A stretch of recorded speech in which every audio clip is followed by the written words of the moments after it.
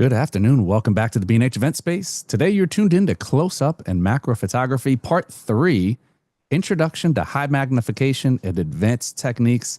Lester, this isn't for the little puppies. This is for the big dogs today, right? Absolutely right. Yeah. If you're just getting started, it's probably not appropriate to do, but you might enjoy watching it for the future. That's good. You know, kind of plant the seed, and then once you get to that level, it's like, oh, okay, these are kind of familiar Right. techniques. And Right. You'll see what's involved, and it's kind of exciting when you do high magnification work, but it's more difficult for sure. awesome. Well, I'm glad we laid that caveat out there. But for all of our viewers, tune in. You might surprise yourself. If you have any questions, drop them into the YouTube chat. I'll be learning along with you. Lester, take it away. I'll see you in a bit for the Q&A. Okay, I know, Derek, you're anxious to see this because he's always wondered how you do focus stacking, and you're going to learn how to do that today, Derek. So let me share my screen, and let's see if this works. I click on share, and I turn on PowerPoint, and we do that. There we go. Derek, you see the screen properly now with the dots on it? I see the dots. Okay, so here we go. Countdown to 1, 0. This whole series of 4 presentations was instigated by the recent publication of my 2 major books on macro photography. These are a big deal. There's over 1,700 new photographs that were done for the book. 700 pages is a lot of information. 2 weeks ago, well, not 2 weeks ago, I guess a month ago, back in January, we did part 1, which was about the basics of this close-up business. And then a week later, we talked about more fundamentals.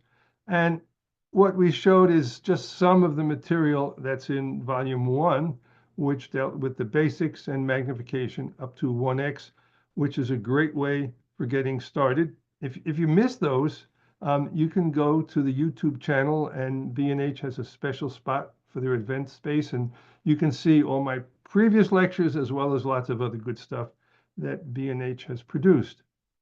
Here we are today, and this is called Introduction to High Magnification and Advanced Techniques. By the way, a lot of these advanced techniques can be used at lower magnification because they deal with things like low magnification, focus stacking and lighting and things like that. So it's not just about high magnification. And then a week from now, we're going to continue with more information about this topic. And so a lot of what you're going to see here, or some of it, is in volume 2, which looks like this. And again, the title is High Magnification.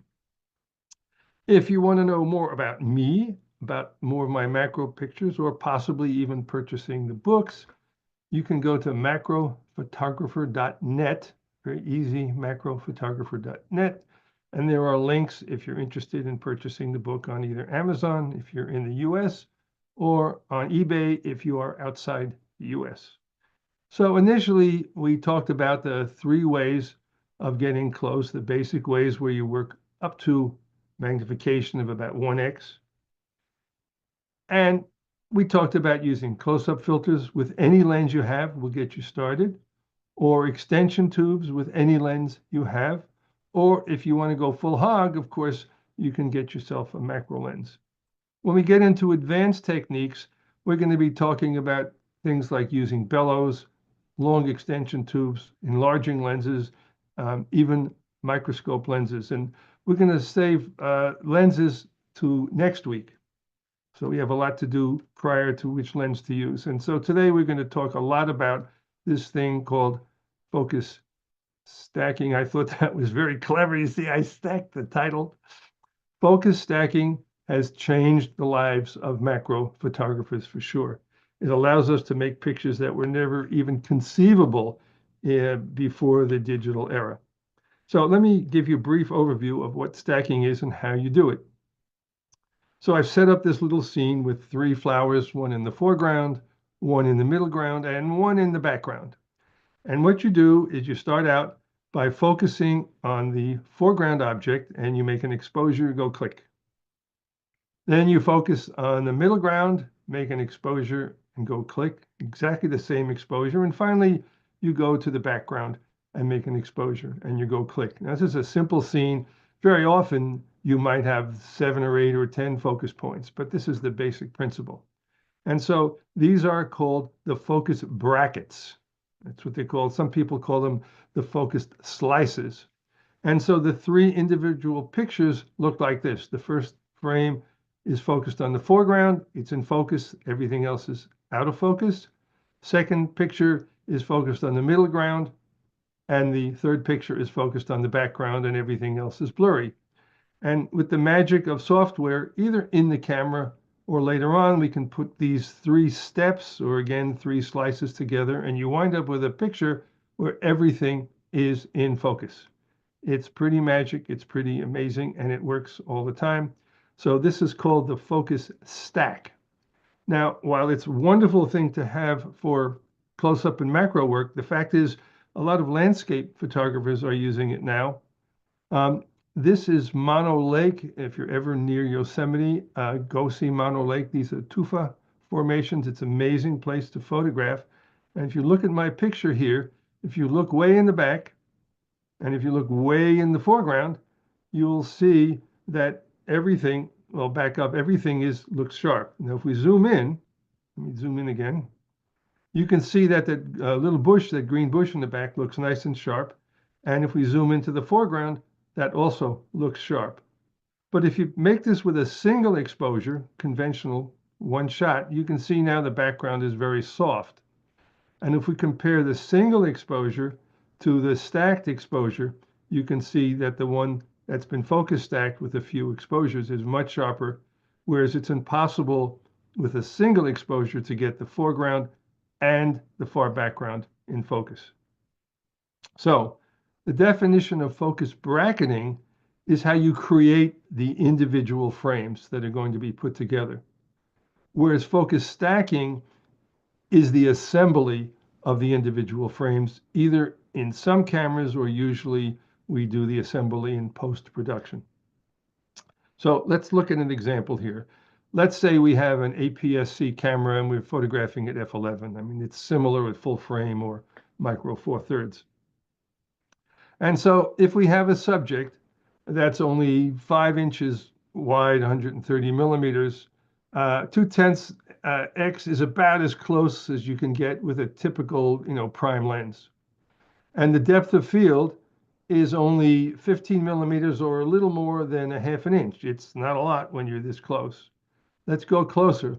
Let's go half life size, which is a scene that's about 2 inches wide.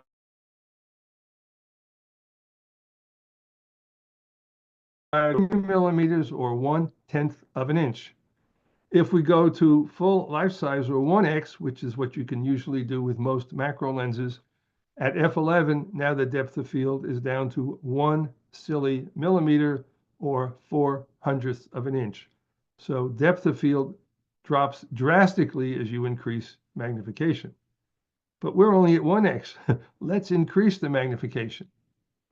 Same f11.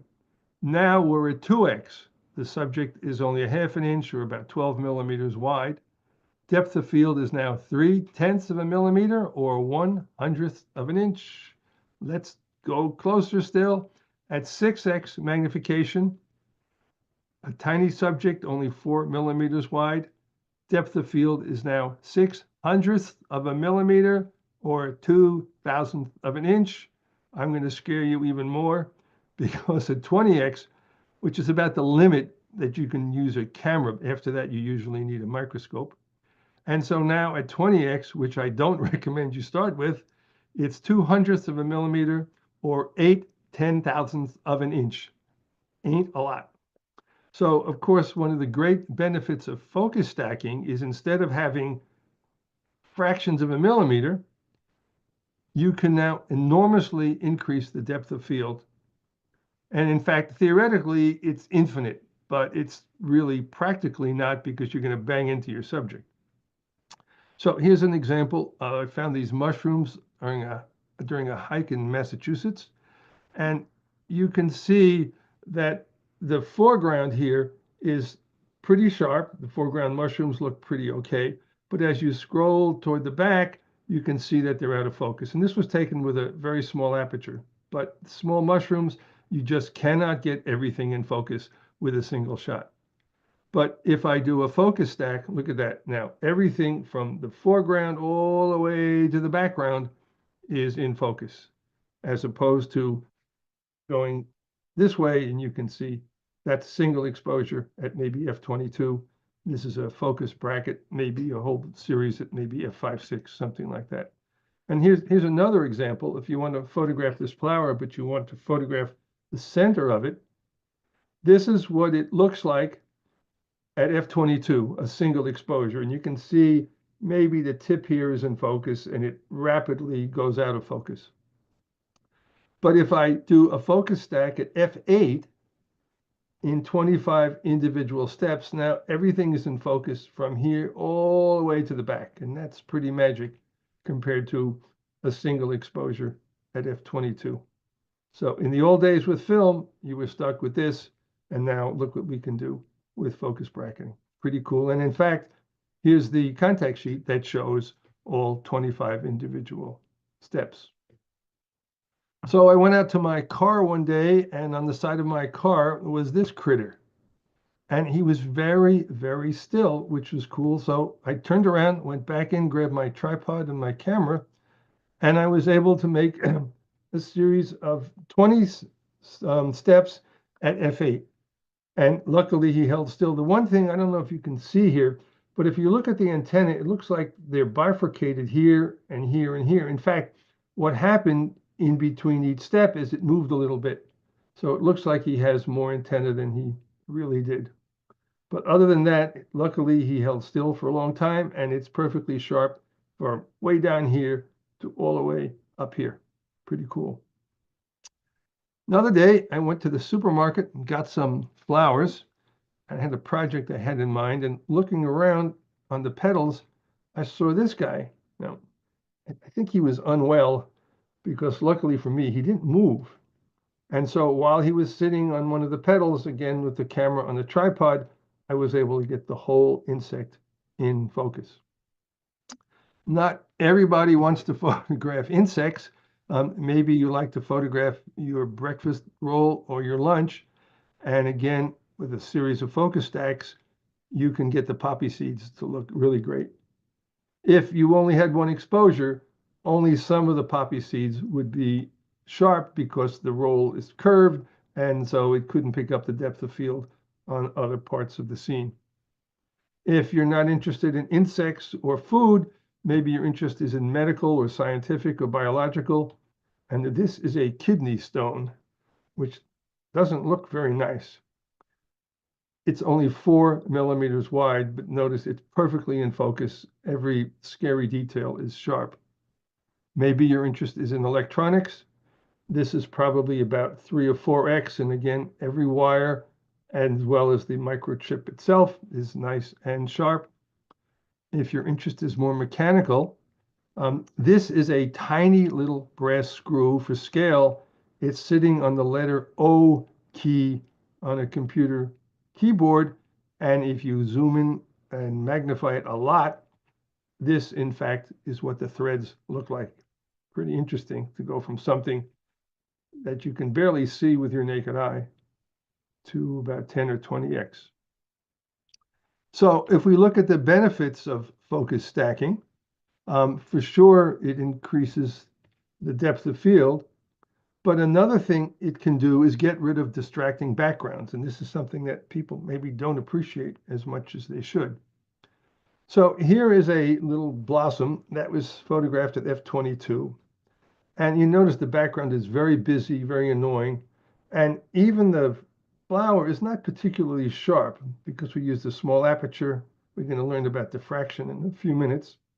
So what I did instead is I opened up the lens to f4. Now, if you look at f4, you can see down here, it's a little sharp, and over here, but the rest of the flower is very blurry, but I got a nice soft background.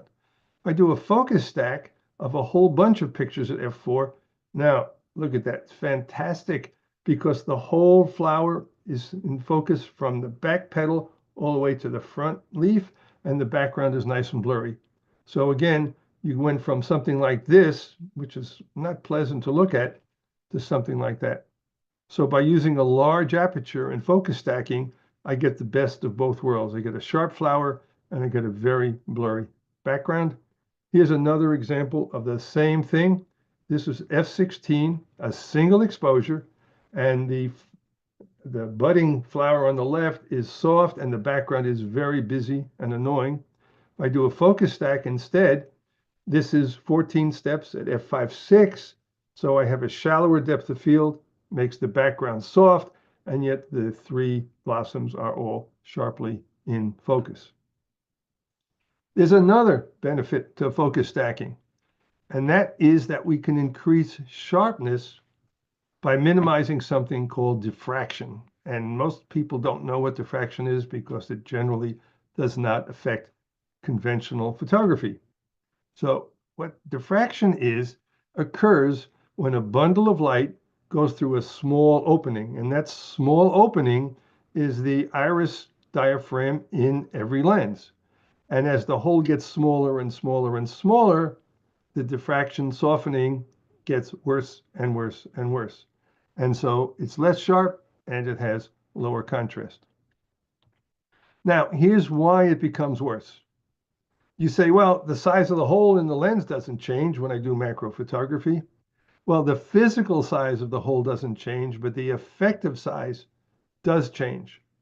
And it changes when the effective aperture, and I'll tell you what that's about in a minute, when the effective aperture gets to around f16. Now, it's a function of the sensor size, it's a function of how many megapixels you have, it's a function of how close you're looking at the picture, but that's a ballpark number.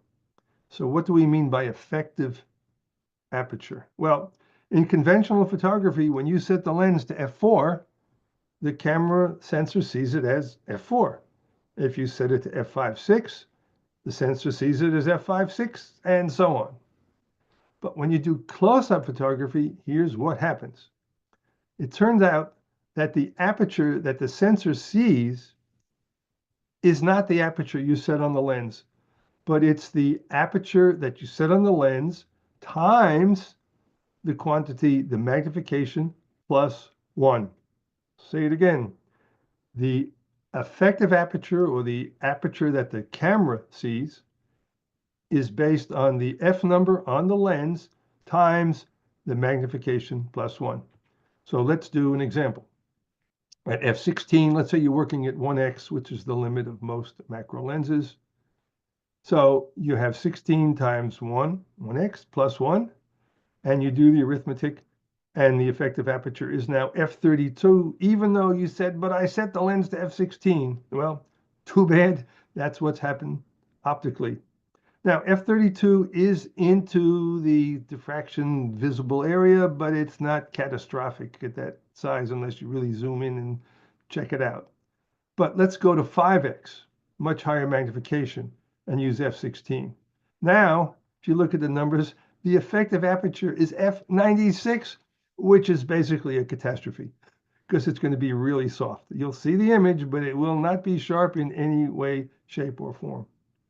So what do you do about f96? Well, to the rescue comes focus stacking. So now instead of using f16, we can use a much larger opening, which has shallower depth of field. But look, now the effective aperture numbers, it's 6 times 4, or the effective aperture is f24, whereas before it was f96. This is much better, and we don't have to worry about horrific diffraction problems. And I'll show you what diffraction looks like. So I photographed this penny, and because it's flat, I don't have to worry about focus stacking. And the one on the left was shot at 5.6. The one on the right was f22. And maybe if you're eagle-eyed at this size, you can see that the one on the right is a little less sharp. But for day-to-day use and not pixel peeping, I think you'll say it's pretty good. But if you crop in and see what happened, now you can see a huge difference. The nice textured background on the f22 side has almost disappeared. And the sharpness of the numerals also has gotten very mushy. So again, if you look at it this size, it's probably okay. But here you can really see the effect of diffraction. Another example, this is a commemorative American flag, and at 1x I photographed just one of the white stars like that. Now, if you want to check sharpness, again, this is at 1x. If you just crop out this little tiny area here, this is the picture taken at f22. This is the one taken at f8. Again, enormous difference, and this is due to diffraction. While you think you have more depth of field, it's actually softer. In this case, I didn't need a lot of depth of field because the subject is effectively flat. So the question I always get from people is, how do I make the focus brackets, right? And the first thing you should know when you do focus bracketing is you don't want anything on automatic. You want manual focus and manual exposure and manual white balance, because you want every frame to be exactly the same. You don't want anything changing in exposure or white balance between each of the individual pieces. So on a tripod, which I strongly recommend when you're learning focus stacking, one way to do it is your camera's on the tripod. You can turn the focusing ring in little tiny increments. Turn, turn, turn, turn, turn, turn, turn, take a picture, take a picture, take a picture. And you do something like this. And it depends on the lens and how fine what they call the focus throw is, but you just turn it in smaller increments. It's always better to do more steps than fewer. Turn a little bit, take your hand off the camera so you're not shaking it. This is why you're on a tripod. Wait a few seconds for it to stop shaking, take a picture. Turn the focusing ring a little bit, hand off the camera, stop shaking, click, take another picture, etc., etc. Another way to do this, probably more practical for many people, is to use something called a focusing slide or focusing rail. And this allows you to move the camera forward and back in very, very small increments just by, turning this knob a little bit. And that's another way that many people make their focus brackets. This is a photograph of 6 different focusing rails. If you're seriously thinking of especially doing higher magnification, then the bottom 4 here would probably be better. These have a very fine pitch threaded rod here, and they can move the amount more precisely. The ones up here are quite inexpensive, and if you're not working at high magnification, they might do just fine for the low range. But if you're going to go and start doing 3 and 4x and above, you'll probably definitely want one that has a threaded rail in the middle. Some of the better ones have a knob that's calibrated, and at very high magnification, sometimes I move this just by one little tick mark, which is something, like 1/100th of a millimeter each motion. So that is a way to get very, very precise, repeatable movement. If you don't have one with a calibrated knob, you can make your own. These are ones I made out of a wood disc. The one on the left is calibrated in 10 segments, so I can make this 1/10th of a turn. The one on the right has these marks. There are 40 of them around, so I can turn the knob in 1/40th of an increment. So that's homemade. If you're doing a lot of high magnification work, some people treat themselves to an electronic focusing rail, which consists of a precision screw that's driven by something called a stepper motor. And that gets hooked up to this little control box, which allows you to set your near position, the far position, how far you want each step to be, and if you even want to delay between steps, say if you have a flash that has to recycle, and it's connected to the camera, you set it up, you push go, you leave the room, you go to lunch, you come back in a half hour, and all 237 steps are automatically done. This is a flower, again, from the supermarket. And if you zoom in, you can see that there's some pollen on the petals, and you can zoom in more, and you can zoom in more, and you can zoom in more. This was done with one of those electronic focusing rails. And if you get hay fever in the spring, this is why you get hay fever. These are, pardon me, little pollen grains. The next question I get all the time is, how do I know how far the step should be between shots? Well, in volume 2, table 12, will tell you how to do it. On the top, you can see these are all the apertures you might want to use. And these are the real aperture marked on the lens. This is not the effective aperture. It's the real marked aperture. And on the left is the magnification you may want. And so if we scroll down here and we look at, say, I don't know, maybe 3x, right? 3x magnification. And if you look at opposite f8, you can see that the step size should be roughly, that's almost 1/10 of a millimeter. Notice that behind that 0.099, it's in light pink, and that's because that's indicating that you're just starting to get into visible diffraction. It's not catastrophic, but it will be there. If you move to the right and want to use f16, now that's a darker color, and that's even worse diffraction. And by the time you get into the red zone, all I can say is good luck, because it's going to be kind of mushy. If you want to be more cautious, you might go to f5.6 or even f4. You notice f4, you move it in half as much as you move it at f8, which means that for the same picture, you'd need twice as many slices. But if you're conservative and don't mind doing extra steps, then you might want to use the f4 or 5.6 and then stay away from noticeable diffraction. Another way to do it on the tripod is to use what's called auto bracketing, which is available in almost all high-end cameras. And it does require, though, an autofocus lens. And from what I understand, that you're best off using an autofocus lens made by the camera manufacturer. It should work with third-party autofocus lenses, but sometimes there are hiccups, I've heard. Now, the practical limit, since you need an autofocus lens, there are no autofocus lenses today that are, beyond 2x. So that would be the practical limit. And here's how you do it. In the camera, there is a menu that looks something like this. On the left side, this is how many pictures you want, how many clicks you're going to get. And you can change this number, I think, up to 999. In the middle, this is where you tell the camera how far to step between each photograph. The way this works is that when you use the camera manufacturer's autofocus lens on their body, it knows where the magnification is set on their macro lens. It knows what aperture you have chosen. And the rule of thumb is, as a general way to get started, you should in fact use the number 5. This goes from 1 to 9, or 1 to 10, I guess. And that's supposed to be, good enough for most people. If you're more conservative and you don't want any diffraction or a better image, a little sharper, I sometimes use 3, which is a smaller step, or even 2. If you're in a rush and you're not going to blow it up a lot, you can use a step size of 8 or 9 or 10.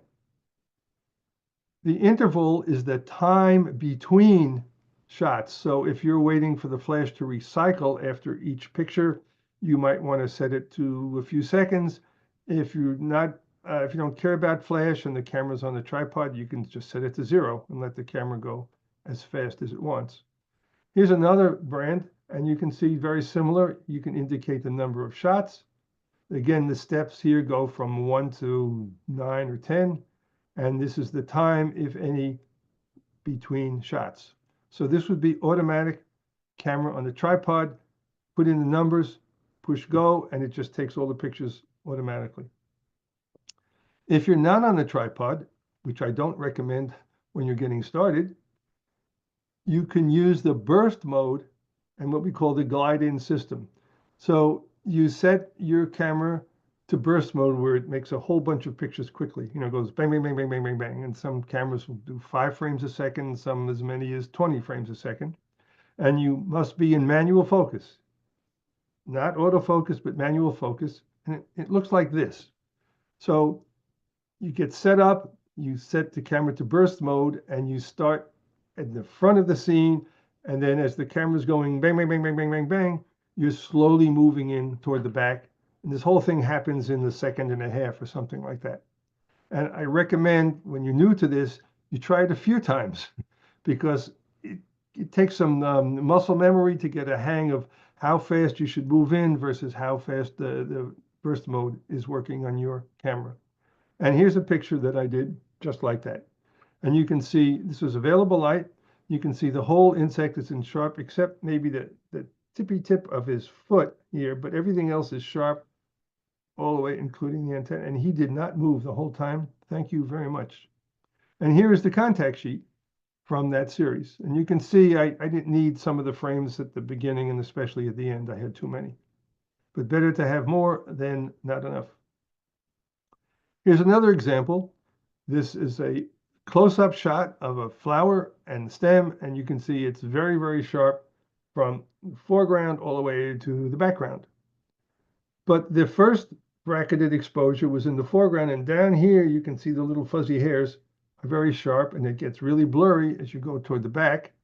And then the last exposure is back here, and the little furry fingers here are sharp, and everything here in the foreground is, of course, blurry, and then the composite looks like that, and that is super, super sharp. You can see every fuzzy hair. You can do this with flash, especially when you're doing insects. You almost always need additional light. This little guy is a preserved specimen, so he ain't going anywhere. But if you use a flash unit, because it's very close to the subject, it's super bright. And because it's super bright, you can use the flash on very low power, which means you can get a whole bunch of shots off before the flash stops and it takes time to refill the capacitor inside. And so this is the series of pictures that was used to make this shot. And eventually the flash just stops. And the rule of thumb is high ISO, like this is typically 1600 ISO at f4. And with the flash fairly close, you can get, a dozen or more shots off before the flash stops as you're slowly moving in toward the subject. Here's another one I did with flash, and you can see the problem here is that during this series of exposures, the antennas moved. It was in different position for each shot, so it's very, very blurry. So what you'll learn how to do with the software is you can do retouching. So I eliminated all of the antenna in all the frames except one with some retouching. And that is available in some of the focus stacking programs. So here is without the retouching, and here is with. And that will happen with many insects. Here's one I did where I used this system where I set up the number of frames I wanted, the step size. And I was visited in my basement by this guy. This is called a cave cricket. And they're really still, and they don't move until you get close, and then they jump away so fast you can't catch them, can't squish them. So I put my camera down on the concrete floor. I put some cardboard under it so I wouldn't scratch the camera. And I just set the parameters and just let the camera do its thing. And it's all in focus in the focus stack. This is a potato, believe it or not. If you leave a potato out on the kitchen counter for a long time, like many weeks or more, all sorts of cool stuff starts to grow. Now, this one is particularly colorful. I've tried this with other potatoes, and they're not so pretty. I don't know what kind of potato this was, but it was very, very nice. And you can see this whole thing is really sharp from the foreground of the potato all the way to the back edge of the yellow plate. And this was photographed. Let's see, this is 72 millimeters. That's exactly twice as big as a full frame sensor, which is 36. So this was taken at half life size. And here is the first frame, and you can see just the tip of, call this a flower, is in focus. Everything else is blurry. And here is the last frame where everything is blurry except way back here on the edge of the plate and into the background material. And there is the composite. So what I'm going to do, and I hope the technology works here, I'm going to actually show you how this works. So what I have to do now, Derek, stick with me, man. I hope I do this correctly. So I'm going to say stop share. I'm right here with you, Lester. Okay, now I'm going to share a different screen. I'm going to share this screen here. And right. Now, are you seeing my presenter's view? Presenter view, yep. Excellent. Okay. So let me get out of here. Stop share.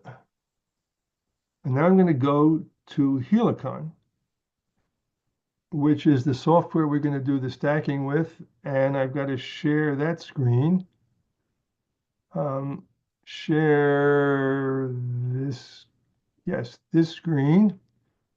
Are you now seeing the Helicon? Yes, sir. We are good. Excellent. Oh, this technology stuff works well. Now, this is Helicon. This is one of the two main um, stacking specific programs. It doesn't do anything but focus stacking. And I'm going to show you how hard it is to do. So I've loaded these into a file, and I go to File, Open Images. And so here are all the individual shots of the potato. I click on the first one, scroll down. I don't want the ruler in here. Click on this one and say Open. Now, over here on the right, I've got to move us out of the way here. Okay, now over here on the right, let's see if this zoom in thing works. Ah, it does work. Are you seeing this stack, Derek? Yes, sir. Yep. Seeing Okay. the bar on the right. Right. Okay. So this is the list of individual files that are here, and this is the first one. This is the last one, and down here you can see it says rendering methods. There are three methods, A, B, and C, and they all work slightly differently. And the recommendation always is to try all three. It doesn't cost anything. And then you pick out the one that has the fewest artifacts, sometimes no artifacts. And there are even extra parameters that you can change, which make very subtle differences in any one of these three methods. So let me zoom back out here. You can see the whole screen. And again, let me just show you what. So here's the first frame. If I go to the top, and you can see that's focused on the foreground. Here's a middle frame, and you can see how it's slowly moving toward the back. And then here's the last frame down here. And there's many intermediate. So I'm going to do method B here. Now watch how hard this is, because this is very difficult to do. You push the button that says render.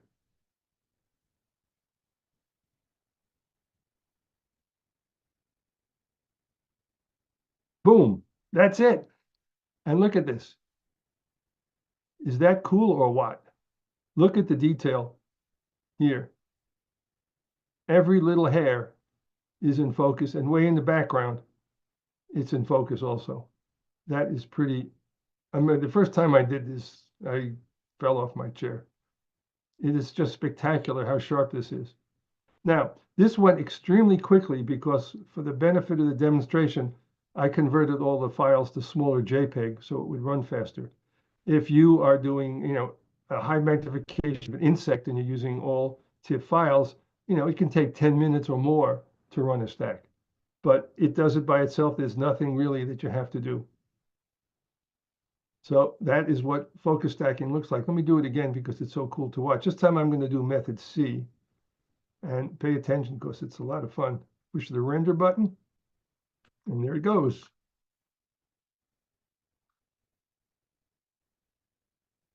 Bang. I don't know what that message is about, but it doesn't affect us. So there it is. Now, I don't know if we can see a difference here. Let me zoom in a little bit and look over here. So this is method C. If I go to method B, I don't know if you can see this, a little white halo around here. Whereas if I go to method C, that's gone. On the other hand, if you look over here in the back edge, this is method C, this is method B. So, one is a little better in some places. And what you can do in many cases, you could actually use both and combine the best of both worlds by, stacking one on top of the other and then painting through the good parts of each frame. So that's what it looks like in real life. You can see it's the easiest thing to do. You just load it into the program and say go. It's magic. I really think it's magic. So let's go back now to the regular PowerPoint. Say stop share. And now I want to share stacking demonstration. Say share. Derek, are we in good shape now? Does it say So, stacking yep, demonstration? see stacking demonstration. Yep. Okay, now I've got to go to PowerPoint on my end here. I think we're in good shape. All right, let's see if it's still working. So here's the next picture. Nope. Oh, there we go. This is called a dung beetle, and it looks sharp and colorful. It looks really nice. But if you zoom in to the area down here, you can see now that it doesn't look so good. You know, you've lost some of the sharpness behind the background. And if you go to maybe method C, now the hairs come back. This is much better. But on the other hand, if you look at the shell, I like this method better than this one. So they are a little different. Even the brightness is a little different. So I'm just showing you what you might get. Now we zoomed in a lot here, you know, because the insect is this big and most people wouldn't even notice that problem. But if you're a pixel peeper, then this is what you get when you try different methods. Here's another little critter that I did. This was 145 steps at f5.6, but you can see it's really sharp from foreground all the way to the background. And the reason it needed 145 steps is a lot of distance from the front to the back. Here's another guy, also higher magnification, and everything is super sharp. But when I started out, this is the first frame, and here is the tip of the antenna. That's the first frame, and this is the last frame way back here. This was taken at 3x f4, 229 steps, because from the tip of the antenna to as far back as you can see, it was 18 millimeters deep. Now, also, what you should notice is that while the first frame showed the tip of the antenna, the composite cut that off. And that indicates that invariably you always want to leave more room because it definitely crops as you move toward the back. So if I wanted the tips to show, I should have started further away from the antenna so that when I got done, in fact, I could see the tips. So I started a little too soon. Another subject that you might want to photograph, although from what I understand today, these things are getting expensive. But you'd say, well, the shell of an egg is kind of smooth. But if you zoom in a lot and you have the right lighting, in fact, the surface of an egg looks like that. And occasionally it gets an acne bump, I guess. Another one that I did out in the field, which is really lucky because dandelions almost never hold still enough to do a focus stack. I would normally recommend bringing it inside, but I couldn't do that. And I lucked out with lack of wind. And so this is a stack of 21 at f5.6. Now, how do you make the stack? Well, one way to make the stack is inside the camera, right? And there are a few cameras that will actually make the individual steps and then combine them in the camera to a finished picture. And the only cameras I know that do this is a few Canon bodies, a number of OM systems, and some Panasonic. And they do it in the camera. So in the menu, it does the step size, and then in the end, it assembles all the pieces for you. And the thing I don't like about it is that the composite stack is just a JPEG. So you lose all the ability with a raw file to get the most out of the highlights and shadows. So I tend to take this will also save the individual slices as well as make a composite. So I would tend to use the individual raw files and do the stacking myself at home. But if you'd like to try, and a lot of people like it, it works very well. And you can do it in camera. You don't have to do anything when you get home. So if you do it when you get home instead of in the camera, plus most cameras, you can't do it in the camera. So you load it into your editing program and you tweak them. And remember, you've got to edit them all identically. And all cameras, all programs like Lightroom or Photoshop let you do what you do to one to all the others. It must be identical. Then you load it into the stacking program. And if it has various algorithms, you might want to try more than one. And sometimes a little retouching either in Lightroom or Photoshop might be appropriate. There are two programs that I know of that have the stacking built in. Photoshop is one and Affinity Photo is the other. There may be others, but I'm not aware of them. So you don't have to buy anything new. You can use what's in Photoshop and you can use what's in Affinity Photo. They're good. They're not nearly as good as the purpose-built ones. When I say good, Photoshop is pretty good, but it gets really bogged down when you have a lot of slices and big raw or TIFF files. And it has more artifacts under difficult conditions than you'd get from the standalone programs. I haven't tried Affinity Photo, so I can't speak for it. The purpose-built ones, the two most famous ones are Helicon and Zerine. And the one I demonstrated was on Helicon, but a lot of people also like Zerine. And both of them have 30-day free trials, so you might avail yourself of that and see how you like them. One thing you have to know when you work in macro photography is that you're going to lose a lot of light. Turns out that as the magnification goes up, you're going to need a lot more light than you think for a non-macro picture. So if you're working at 1x, which is about as close as you can get with a conventional lens, and you set the camera to f8, and it gets f8's worth of light, no big deal. But if you go to 1x, say with a macro lens at f8, now effectively at the sensor, it's really f16, which is 2 stops darker than you thought you had initially. And if you go to 5x, now it's f48 effectively, and so now you need 5 stops more light than if you took the same scene but not in the macro mode. So what do you do? Well, if you're at 1x and you have to compensate with 2 stops, so you could decrease the shutter speed. So if your nominal speed is a 250th, you could shoot at a 60th. It's marginal if you're hand holding with available light, or you could raise the ISO. So if you start out at base ISO 200, you could crank it up to 800, and modern cameras are pretty good at high ISO. Or you could open the aperture from f8 to f4. Of course, that changes your depth of field. That's at 1x. What if you're at 5x, which needs 5 stops more light? Well, you could take your shutter speed down to 1/8 of a second, obviously not hand holdable. You could raise the ISO from 200, and some cameras do let you go to 6400, kind of noisy. Or you could open the aperture. No, you can't do that, because the most you can go with a macro lens is f2.8. And besides, there's no macro lens conventional that is 5x. We'll talk about lenses. There actually is some that will go to 5x next week. So what people do in these situations is that's why they use flash. We'll talk more about lighting next week.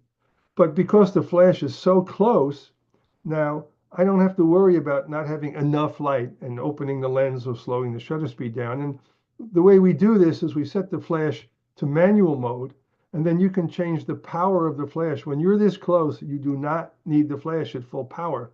A lot of my pictures are done at like 1/16th power. I think this one goes to 1/64th power.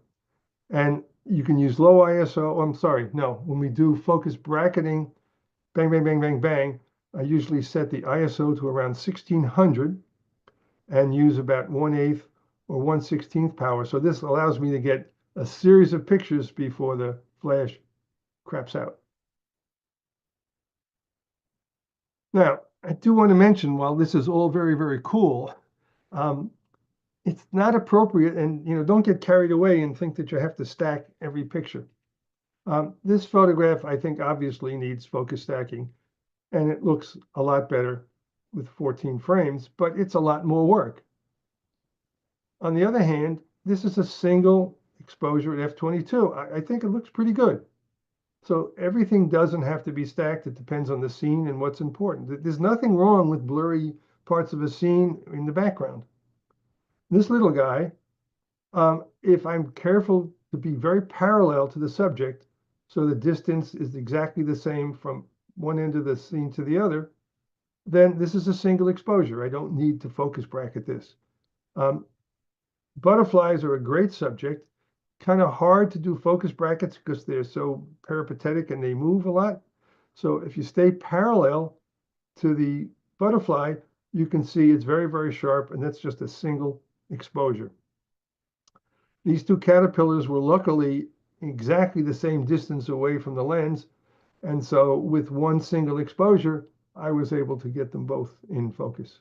That was fortunate. Or bees also are really hard to do with focus brackets because they're so movable. They're moving around and don't hold still, and their wings are fluttering. So again, this is a single exposure. Something like this, yeah, you need the focus bracket. What's interesting is you see the black streaks? Well, what this is, these are insects that were moving around on the mushroom caps. Now, each bracketed exposure was about a half a second long. So during that half a second, the insect would move, and they were moving all over the mushroom caps. And my series of pictures, maybe 20 or 30 here, a whole bunch of half-second exposures. That's what made the ghosts of the insects move around. It's a fun artifact. What I recommend for people at all magnifications when you're getting started is get yourself a magnifying glass. I'm serious. And just poke around and say, wow, look at that. I never even noticed it. And this may give you some suggestions as subjects that you might want to photograph before you set up your camera. Or you can get all sorts of other loupes and magnifying glasses to check specimens depending on how small they are. And if you do that, you'll notice that when you bought roses on Valentine's Day and you got stuck in the finger, because what stuck you is something that looks this ferocious. It's just a little thorn on the stem of a rose bush. And if you eat corn in the summer and all those strings get in the way, well, this is what corn silk looks like. So pretty cool. There's just no end of fascinating things to photograph. I want to mention in both books, they're appendices, and they both have 4-page list of equipment that are related to every single chapter in each book. So if you go into the, volume 2 and you look under focus stacking, you can see it has a list of all the software that does stacking, both free and not so free. So that could be a really good resource. Also in both books, there are over 100-word glossaries in each edition. So if you're kind of new to this business, you might find that very, very helpful. Let me give you some advice as I do at the end of each of these presentations. It's harder. It's not the same as going out in the street and just doing some street photography or doing landscape photography. And if you think it's that easy, you're going to be very frustrated. And so my recommendation always is initially to practice maybe indoors on something that's not important, get the hang of the mechanics. And it will also take patience for sure, especially if you like to chase insects, because they are not particularly cooperative. For sure, I would suggest this. You know, the focus stacking at 20x is really cool to see, but do not start that way. You know, work moderately. And when you learn focus stacking initially, try it indoors to see how it works with your lens, whatever technique you're going to use to make the focus brackets. And I will say that if you're an impatient person, it's not going to be the best. You will get frustrated and take up bowling or basket weaving maybe. Next week, same time, same station, we're going to do part 2. And here we're going to talk a lot about the lenses and how you get the higher magnification. Also a lot about lighting these small subjects and about positioning appropriate. And so we'll show you how, if you want to photograph the scale, this is called a sunset moth. You can get pictures like this, but this requires kind of the ultimate technique. This is up to 20x, which is about as high as you can get in magnification. This is not for beginners to try, but it is spectacular when you get done and you can make pictures like this. Do want to mention again, if you want to know more about my books or me or see more pictures, you can go to macrophotographer.net. When you go there, that big yellow bar on the top is a link, take you to information about the book. You can see what the table of contents is. And if you're inclined, you can order them on Amazon if you're in the US or on eBay if you are outside the US. And so, Derek, that is all I have to say right now. You act like you didn't say enough, Lester. That was a lot. That was great information as always. I want to start with a question that I had. When you were doing the rendering, what is the difference between the three different rendering versions? Is it just the process that they're using to render? Yes, it's slightly different programs. It's nothing Okay. that you have control over. You just try, Helicon has 3, Zareen has 2, and then there are even sliders where you can modify it. They're very subtle, the sliders. So I always tell people, just try it always. And sometimes they all look exactly the same. On the Okay. difficult things with lots of hairs or crossing over pieces, then you might find one is better than the other. Just that little artifacting that you had pointed out, right? Yeah, and again, I had to zoom in a lot to see that artifact. Yeah, exactly. Now, Right. second question, is there a shortcut to figuring out? Because I've noticed that too. It's like that's how lenses have sweet spots. For macro, most of the time the sweet spot doesn't matter as much, but macro, I mean, macro is made for pixel peepers. How Yeah, do in a you way. find that sweet spot? And then it's like you're showing, so it's like you have the F8 looks great. The F22 is a little blurry, but then at the end you had an F22 picture that looks great. So, Yeah, because I didn't zoom in a lot and it didn't need great depth. And that's why I okay. intentionally did that. Um, the issue more is all macro lenses are really good. They really are. What makes people's pictures softer is if they're stacking, they're using too small an aperture, so they're getting diffraction. And they blame the lens. All lenses have the same amount of diffraction, whether it's a $10 lens or a $1,000 lens, they all have the same amount of diffraction at the same f-stop and the same magnification. Just So physics at that usually, point. usually if your pictures aren't sharp, it's almost never the lens. Interesting. It's technique. The hand hold too Interesting. slow. They don't use the right aperture. The focus brackets are too coarse. It's lots of reasons why your pictures aren't sharp. It's easy to blame the lens because it must be the lens. Couldn't be me. You were the problem. You're the Right. problem. I want to get to a question from Tim Cox joining us on YouTube. If the camera position changes slightly between exposures, is the software smart enough to stack them anyway? Brilliant question. And the answer is yes. Wow.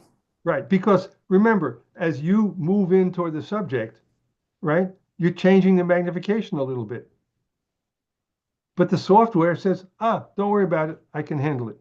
Now, if you move too much, or if the flower moves in the wind between shots, then it's going to be a disaster. And you'll see, it just won't stack. But yeah, they're all made because even when you're hand holding and you're moving in, you just can't stay perfectly aimed at exactly the same spot on the flower or the insect. As long as you're close, the stacking software does a good job. Yep, that's a very, very astute question. What's the ideal length of time that you have to pray for an insect to stay still? Well, if you live in Costa Rica, where I was once, you don't have to wait very long, you know. Uh, there's a serious problem. The insect population throughout the world is diminishing seriously, because of insecticide population, human population, loss of habitat, there's all sorts Yeah, of problems. But patience, and you learn things like the best time to photograph insects is early in the morning when it's cool, because they tend to be sluggish. they're not mobile. They're not as mobile, right? That's a good time to Interesting. do it. Yep. And you learn things like dragonflies almost always come back to the same spot. They fly away, they come back. They fly away, they come back. So these are things you learn that have nothing to do with photography. That's the stuff that makes all the difference. I mean, knowing the habit of the beast gives you Absolutely. the leg up. Yep. And the time of year, time of day, all that stuff. Sometimes you're lucky, but very often you say, "Oh, this is a great insect," and it's in the leaf, and you get your equipment and you go in, and it flies away. And let me mention one thing. Yeah. People say, "Well, I want a long lens, so I don't have to get close to the insect, right? It won't fly away." I have learned, most people have, If the insect is going to fly away, you can have a 3 foot working distance. It doesn't matter. So there are insects that will stay still and insects that won't. And whether you're 6 inches away or 3 inches away, I've learned it doesn't seem to matter. Interesting. And the flash doesn't make them fly away. They don't seem to recognize the flash. So Now, it's a matter of patience, luck, knowing your environment a little bit. I probably ask you every time I talk to you, but what's your favorite focal length? Like, what is the sweet spot for focal distance? Well, the rule of thumb, if you're, not going to do high magnification, get a macro lens. The rule of thumb everyone recommends is something in the 100, 105 millimeter. There are macro lenses in the 50 millimeter range, but you're generally a little too close. Okay. And so most people like the 100, 105 millimeter. There are no longer any long focal length macro lenses. Nikon used to have a 200 millimeter, Sigma had a 180. They don't exist anymore.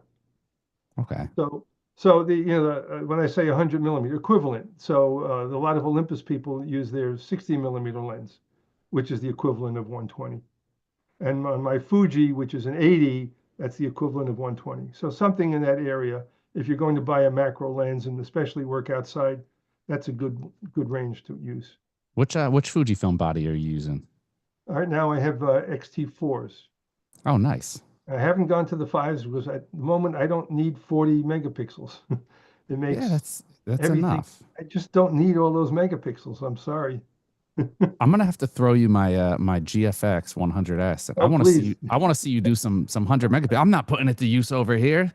I'm over here taking pictures of my son running around the apartment. Yeah, I got I mean enough of the those. GFF. The good thing about a big sensor like that with all those megapixels, you can do a lot of cropping. Which is Yes, a great asset. So you can be a definitely. little further away, have more depth of field, and crop, and you'd be much better off.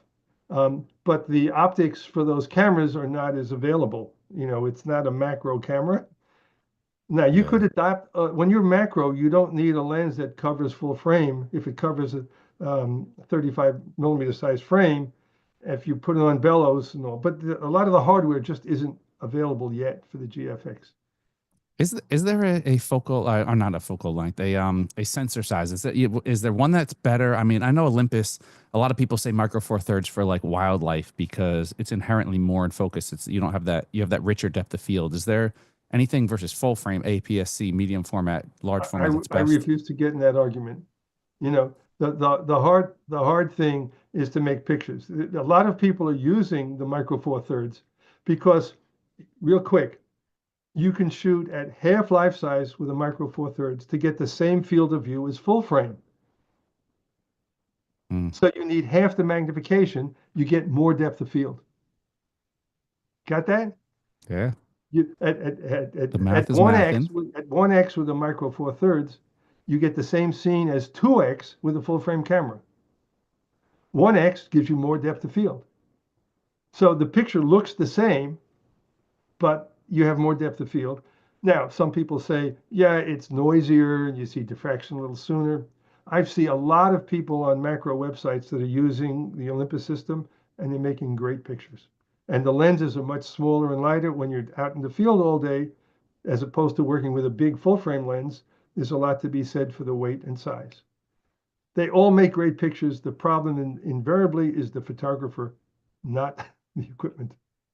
You hit it Whatever out of you the have, park, Lester. There's no don't run out stumping and you. buy something and say, oh, well, if I just bought this, my pictures would be better. They will not be any better. Nobody's backing Lester Lefkowitz into a corner here. He's fighting his way out. One final question here, Lester. Would a 1-to-1 macro lens on a 24 megapixel, I'm saying megapixel sensor give me the same amount of detail of a 1-to-2 macro lens on a 50 megapixel sensor? So 1-to-1 on 24 megapixel versus 1-to-2 on 50 Right, megapixel. but meaning half-life size, and then Yeah. crop, I assume.